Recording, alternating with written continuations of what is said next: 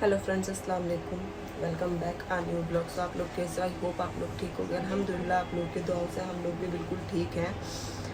तो मैं आपको ये बता रही हूँ कि हम लोग के ब्लॉग क्यों नहीं आ रहे हैं, डॉग साहब की वीडियोस क्यों नहीं आ रही हैं, और घर में पता नहीं क्या हो गया, अल्लाह की क्या मर्ज़ी है क्या नहीं है, कुछ समझ नहीं आ रहा। मतलब पूरे 1 महीने के अंदर अंदर मेरे घर में 3 डेथ हो गई हैं। तो गाइज़, जैसा कि मैंने आपको पहले वाले ब्लॉग में ही बताया था, वीडियोस में बताया था कि मेरी एक चाची की डेथ हो गई है। तो परसों उनकी दूसरी सिस्टर आई हुई थी हमारे घर में, मतलब दोनों बहनों की हमारे घर ही शादी हुई थी। तो परसों उनकी भी डेथ हो गई है, और उससे एक दिन पहले डॉक्टर साहब के फादर की डेथ हो गई है रात में। तो घर का माहौल कुछ समझ नहीं आ रहा, क्या है क्या नहीं है, क्या हो रहा है ये। तो सबसे पहले मैं आपको बताती हूँ, मेरी फर्स्ट वाली चाची मिसबा की मदर जो है, आपने मेरे ब्लॉग में भी देखा होगा मिसबा को, उसकी मदर की डेथ कैसे हुई थी। वो काफ़ी टाइम से बीमार चल रही थी, उनकी किडनी में कुछ प्रॉब्लम थी, तो वो डरती थी डायलिसिस वगैरह कराने से। डॉक्टर्स ने पहले बोल दिया था कि डायलिसिस करानी बहुत ज़रूरी है, तो वो डरती थी। उन्होंने हर जगह का इलाज किया, उन्होंने हकीमी भी इलाज किया, उन्होंने हर हॉस्पिटल में दिखाया, उन्होंने प्राइवेट भी किया, गवर्नमेंट भी किया, बट बस वो यही चाहती थी कि मेरी डायलिसिस नहीं हो। फिर भी लास्टली उनकी इंतकाल से पहले 1 महीना भी नहीं हुआ होगा, तो उन्होंने डायलिसिस स्टार्ट करा दी थी अपनी। तो इंतकाल से 10 से 15 दिन पहले वो अल्लाह बख्शे लेट के भी नहीं सो पा रही थी, बैठे बैठे ही सो रही थी। वो लेटती थी, उनका सांस रुक जाता था, उन्हें सांस नहीं आता था। तो चाचा हॉस्पिटल ले जाते थे उन्हें, 4-5 घंटे हॉस्पिटल में रहती थी, वो ठीक होके आ जाती थी। और हमेशा जब भी हॉस्पिटल जाती थी वो ये कहती थी अपने बच्चों से, सबसे, कि अब मैं वापस नहीं आऊँगी। लेकिन अल्लाह के शुक्र से वो वापस आ जाती थी। तो रमज़ान लास्ट जुम्मा था, अलविदा, और माशाल्लाह 27वीं शब थी, बहुत अच्छा दिन था। ऐसा ही हुआ, रात में उनको सांस नहीं आ रहा था, तो मिसबा बोली अब्बू इन्हें हॉस्पिटल ले जाओ, अम्मी को इनका सांस नहीं आ रहा, ठीक हो जाएंगी। हमेशा जब भी हॉस्पिटल जाती थी यही बोल के जाती थी कि मैं अब वापस नहीं आऊँगी। लेकिन जो लास्ट टाइम हॉस्पिटल गई थी ना, उस वक्त उन्होंने कुछ नहीं बोला था, उन्होंने ये भी नहीं बोला कि मैं वापस नहीं आऊँगी। तो चाचा उन्हें हॉस्पिटल ले गए, उन्होंने वहाँ पे जाके ऑक्सीजन वगैरह हॉस्पिटल वालों ने लगा दिया, डॉक्टर्स ने। उसके बाद उनका ऐसे ही चलता रहा, पूरी रात निकल गई। अगले दिन अलविदा थी, जुमेरात की रात की बात है ये, और अगले दिन अलविदा थी, तो सुबह हो गई इसी चक्कर में। तो फिर उसके बाद उनकी और हालत बिगड़ने लगी, ऑक्सीजन के बिना वो सांस ही नहीं ले पा रही थी बिल्कुल भी। तो फिर उसके बाद उन्हें 4 बजे तक बहुत ज़्यादा कंडीशन ख़राब हो गई थी उनकी, तो उन्हें वेंटिलेटर पर डाल दिया था। हम लोग क्लिनिक पर थे, हमें नहीं पता था कि इतनी कंडीशन ख़राब हुई, और चाचा ने बताया भी नहीं था कि मैं उसे हॉस्पिटल लेके जा रहा हूँ, क्योंकि हमेशा उनका सांस रुकता था, चाचा हॉस्पिटल लेके जाते तो वो वापस आ जाती थी।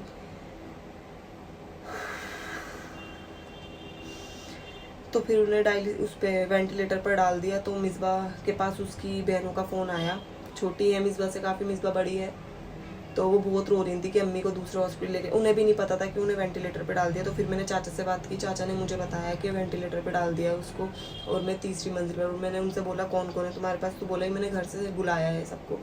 तो फिर मैंने इधर से अम्मी वगैरह को भेज दिया था। तो मुश्किल से वेंटिलेटर पर उन्होंने 4 से 5 घंटे ही गुजारे होंगे, तो उनका इंतकाल हो गया था। तो फिर उनका माशाल्लाह 27वीं शब में बहुत अच्छा दिन था, पर फिर भी दुख तो होता ही है।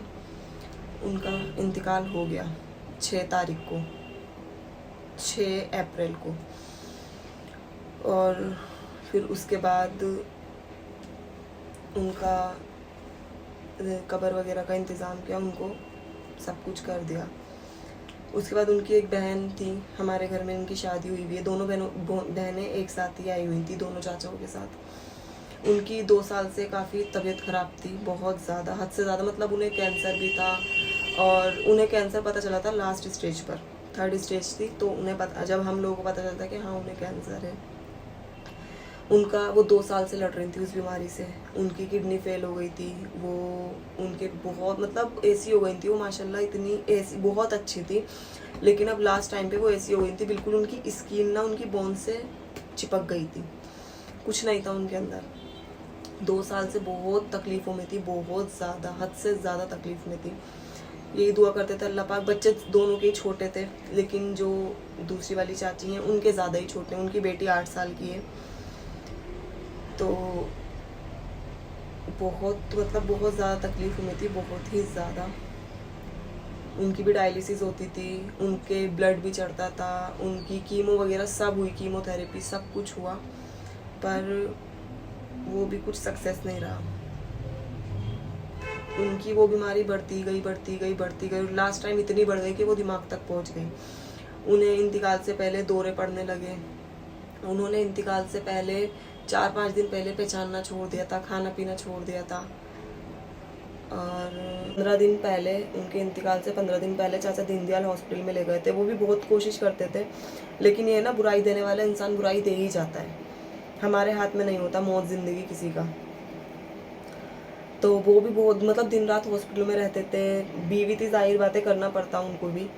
और दीनदयाल हॉस्पिटल में थी वो लास्ट टाइम। तो फिर उसके बाद चाचा को वो हो ही नहीं रहा था। वो दीनदयाल हॉस्पिटल में भी आईसीयू में थी, कंडीशन वहाँ पे भी बिल्कुल भी ठीक नहीं थी। तो दीनदयाल हॉस्पिटल में भी उन्हें 4 से 5 दौरे पड़ गए थे। और फिर उसके बाद उनको कहीं से भी काट देते थे, क्योंकि उनकी सारी नसें ब्लॉक हो गई थी, उनकी डायलिसिस नहीं हो पा रही थी, सबसे बड़ी चीज़। और उनका पेट भी काफ़ी ज़्यादा फूल गया था पानी से, और पैरों पे कम से कम इतनी इतनी स्वेलिंग थी, बहुत ही ज़्यादा पैर मोटे मोटे हो रहे थे उनके, क्योंकि डायलिसिस नहीं हो पा रही थी, बॉडी से पानी नहीं निकल पा रहा था। फिर उसके बाद इंतकाल से 2 दिन पहले चाचा को बिल्कुल वो नहीं हुआ, मतलब काफ़ी टाइम पहले से कोशिश कर रहे थे कि मैं इसको यहाँ से ले जाऊँ, एम्स लेके जाऊँ, एम्स से ही कम से कम ठीक होके आ जाती थी। तो उन डॉक्टर्स ने को भी पता ही होगा या तो क्या कंडीशन है क्या कंडीशन नहीं है, तो डॉक्टर्स ने बोल दिया था कि ना, हम रेफ़र करेंगे, लेके जाना है आप अपने पेशेंट को, अपने रिस्क पर लेके जाओ, हम रेफ़र नहीं करेंगे, ना हम लिख के देंगे। तो फिर उन्होंने छोड़ दिया। फिर उनके इंतकाल से 2 दिन, सॉरी, हाँ 2 दिन, 2 या 1 दिन पहले शायद, उन्हें वो बहुत ज़िद करके हॉस्पिटल वालों से एम्स में ले आए। मेरा भाई और मेरे बड़े वाले भाई और चाचा पहले एम्स गए, वहाँ पे पर्चे वगैरह लेके। तो मतलब डॉक्टर्स ने बोल दिया था कि इनमें कुछ भी नहीं है, और ये सिर्फ आधा या पौन घंटा, हद से हद 1 घंटा ही गुजार सकती हैं, अब हम कुछ भी नहीं कर सकते, इनमें कुछ नहीं है। तो चाचा वहाँ पे बहुत टूट चुके थे, बहुत ज़्यादा। वहाँ पे बहुत चीखम चिल्ली हुई कि यहाँ से जब ट्रीटमेंट है तो आप इलाज कैसे नहीं करोगे, क्यों एडमिट नहीं करोगे। मतलब वो भी अपने आपे में नहीं थे, वो भी बहुत बेकाबू हो रहे थे। उन्होंने फिर शुएब भाई ने बात की, मेरे बड़े वाले भाई ने, तो फिर भी मेरे दूसरे वाले चाचा और उनका बेटा, उन्हें वहाँ पे एम्बुलेंस से एम्स में ले आए। फिर उसके बाद एम्स में लाने के बाद फिर भी डॉक्टर्स ने यही कहा कि आधा या पौन घंटा, हद से हद 1 घंटा है इसके पास। अगर हम वेंटिलेटर पे भी डालते हैं तो ये सिर्फ और सिर्फ आज की रात या आज का पूरा दिन निकाल सकती है, उससे ज़्यादा ये कुछ भी नहीं है इसके अंदर, और आपके पेशेंट को ये तकलीफ़ होगी। लेकिन चाचा नहीं मान रहे थे। चाचा बोल रहे थे कि नहीं, मुझे यकीन है कि ये वेंटिलेटर पे जाके ठीक हो जाएगी, आप वेंटिलेटर पे डालो। फिर भी डॉक्टर्स ने बोला कि आपके पेशेंट को तकलीफ़ होगी, लेकिन चाचा मान ही नहीं रहते, वो सुन नहीं रहते किसी की भी। तो चाचा ने बहुत ज़िद करके उन्हें वेंटिलेटर पे डलवा दिया।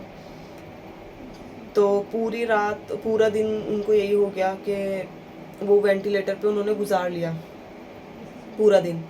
फिर रात को चाचा ने बोला कि ना, वो लेके आ जा पर्चे। डॉक्टर्स ने उनके सारे पर्चे वगैरह, सारी रिपोर्ट, सारी मेडिसिन मंगवाई थी, कोई बड़ी डॉक्टर आई थी, तो हमें लगा कि काफ़ी बेटर हो रही है, तभी पर्चे वगैरह, मेडिसिन वगैरह मंगवा रहे हैं। और उनको उस टाइम पर ना सिटी स्कैन कराने भी लेके गए थे, तो हमें लगा कि हाँ, अल्लाह का शुक्र है। तो अभी फिर उन्होंने पर्चे वगैरह, हम लोगों को यही लग रहा था कि हाँ, अल्लाह के शुक्र से ही ठीक हो गई, कुछ कुछ ठीक होती जा रही है। तो जब भी डॉक्टर्स ने इनका सिटी स्कैन वगैरह कराया है, इनके पर्चे वगैरह मंगवाए हैं, तो फिर उसी बीच में मेरे पास आता है 11 से 11:15 के बीच में फ़ोन। मेरा भाई गए हुए थे हॉस्पिटल चाची के पास पर्चे वगैरह देने उनके, तो डॉक्टर साहब का फ़ोन आता है। मैंने कॉल रिसीव नहीं की थी क्योंकि मेरा फ़ोन साइलेंट में था, मुझे पता ही नहीं चला फ़ोन आया। 3 से 4 उनके कॉल आए मेरे पास, बट मेरा फ़ोन साइलेंट पर था और मुझे पता नहीं चला था कि फ़ोन आया है। तो फिर हम लोग का यही था कि पता नहीं क्या हो रहा है, हॉस्पिटल में क्या हो रहा है। और फिर इतनी देर में ना अम्मी के पास डॉक्टर साहब का फ़ोन आ गया, और फिर डॉक्टर साहब बहुत रोने लगे, बहुत। तो मुझे लगा अल्लाह ना करे कुछ हो गया। मतलब जैसे उनका एक्सीडेंट हो गया, अल्लाह ना करे, खुदा ना करे, या कुछ हो गया, मतलब मुझे पापा की तरफ मेरा ध्यान गया ही नहीं कि पापा को भी कुछ हो सकता है। क्योंकि मैंने, जैसे आपने मेरे और व्लॉग्स में देखा होगा, हम लोग क्लिनिक की ओपनिंग कर रहे थे माशाल्लाह, मैं वो वाला व्लॉग भी डालूंगी, उसमें पापा भी हैं। इतना नूर चेहरे पर, इतना नूर, इतने हंसी खुशी, मतलब इतने सभी, ये नहीं था कि बीमार हैं ये कहीं से। और जबकि 2 महीने पहले पापा भी बहुत ज़्यादा तबीयत ख़राब हो गई थी उनकी भी, उनको भी 2 अटैक हो गए थे और वो कम वेंटिलेटर तक चले गए थे, लेकिन अल्लाह के शुक्र से वो तब ठीक हो गए थे। और फिर उसके बाद डॉक्टर साहब तो तभी ला रहे थे उन्हें घर, बट वो नहीं आए। वो कहने लगे नहीं, मैं रमज़ान में आऊँगा या रमज़ान के बाद आऊँगा। तो वो इसीलिए आए हुए थे यहाँ पे। या तो अल्लाह ने उनकी किस्मत में लिख रखा था यहाँ पे सबसे मिलना, पता नहीं क्या है क्या नहीं है, अल्लाह के मसले हैं, इसमें भी पता नहीं क्या बेहतरी थी। तो फिर डॉक्टर साहब बहुत ज़्यादा रोने लगे, तो तब तक मुझे लगा कि हॉस्पिटल से फ़ोन आया और अम्मी भी बहुत तेज़ चीखी, तो हमें लगा कि चाची का कुछ हो गया, क्योंकि मुझे ये नहीं पता था कि डॉक्टर साहब का फ़ोन है, लेकिन मेरी भाभी ने देख लिया था कि डॉक्टर साहब का फ़ोन है। तो फिर अम्मी ने मुझसे बोला फटाफट बुर्का पहन। डॉक्टर साहब कहने लगे मैं चावड़ी बाज़ार पर हूँ, चावड़ी मेट्रो पर, फटाफट से आ जाओ, और मैं अभी निकल रहा हूँ पापा को लेके। और फिर अम्मी कह लेंगी फटाफट बुर्का, और मैं भी चीखने लगी, मैं क्या हुआ क्या है पहले ये तो बताओ। तो फिर अम्मी बोली कि डॉक्टर साहब के फादर का इंतकाल हो गया। मतलब ऐसा हो गया कि ये अचानक हो क्या रहा है, एक ही महीने के अंदर 3 इंतकाल कैसे हो सकते हैं। 6 अप्रैल को मेरी चाची का इंतकाल हुआ, मिसबा की मदर का।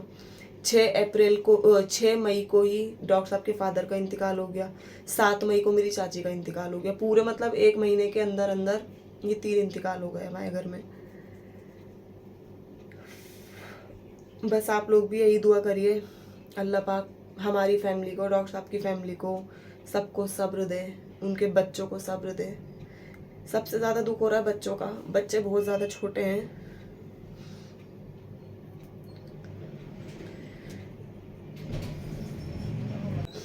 मिसबा की मदर को 1 महीना हो गया, लेकिन वो रातों को उठ के भी बहुत ज़्यादा रोती है। वो बस हमेशा यही बोलती है कि आप ही, कभी भी अम्मी जब भी जाती थी हॉस्पिटल यही बोल के जाती थी, अब मैं वापस नहीं आऊँगी। और लेकिन जब वो लास्ट टाइम गई थी उन्होंने कुछ भी नहीं कहा था कि मैं आऊँगी या नहीं आऊँगी, बस बहुत रो रही थी। उसने मुझे यही बताया, वो बहुत रोती है। और दूसरी वाली चाची के बच्चे तो बहुत ही ज़्यादा छोटे, उनकी बेटी 8 साल की है। और डॉक्टर साहब तो माशाल्लाह इतने बड़े हैं, उनको ही सब्र नहीं आ रहा, तो वो तो फिर भी बहुत छोटे बच्चे हैं। तो बस आप लोग यही दुआ करिए, अल्लाह पाक हमारी फैमिली को, उनकी फैमिली को, उनके बच्चों को, सबको अल्लाह पाक सब्र दे। बस आप लोगों से यही दुआ है, अल्लाह पाक उनकी मग़फ़िरत फरमाए, अल्लाह पाक उनको सबको जन्नतुल फिरदौस में आला से आला मुकाम दे। तो बस मुझे यही बात बतानी थी आपको। हम लोग के ब्लॉग्स वीडियोस इसलिए नहीं आ रहे हैं क्योंकि पता नहीं घर में हुआ क्या है, अचानक से 3 इंतकाल हो गए हैं एक ही महीने के अंदर अंदर। तो बस आप लोग दुआ करिए, दुआओं में याद रखिए। और मैं इंशाल्लाह ओपनिंग वाला ब्लॉग डालूँगी, उसमें डॉक्टर साहब के फादर हैं। आप लोग भी देखना कि उन्हें लग ही नहीं रहा, वो इतने बीमार हैं, उन्हें कल कुछ हो जाएगा।